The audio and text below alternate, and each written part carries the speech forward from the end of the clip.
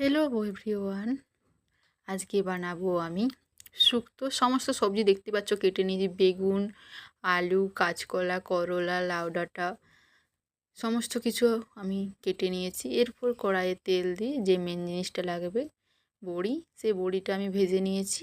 এরপর আমি তেল দিয়ে বেগুনটা ভেজে নেব। এরকমভাবে সমস্ত সবজি আমি ভেজে নিচ্ছি। আমার মায়ের বায়না ছিল যে শুক্তো বানাতে, এবং কি আমার হাতে শুক্তো বানানো খাবে, তাই আমি বানিয়ে ফেললাম।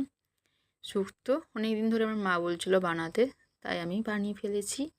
শুক্তোটা কেমন হয়েছে তোমরা দেখো অবশ্যই। আর আমার মাও বলছিল দারুণ হয়েছে।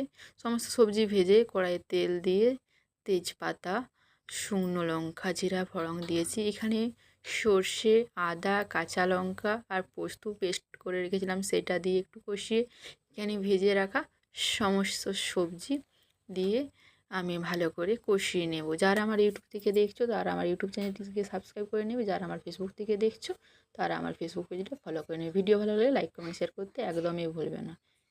এরপর আমি বড়িটা দিয়ে ভালো করে কষিয়ে নিয়েছি, বয়েল হওয়ার জন্য জল দিয়েছিলাম। ব্যাস আমার এটা হয়ে এসছে। এরপর আমি একটু গরম মশলা সামান্য ঘি দিয়ে নামিয়ে নেবো। ব্যাস তৈরি আমার শুক্তো। রেসিপি ভালো লাগলে লাইক কমেন্ট শেয়ার করতে একদমই ভুলবে না।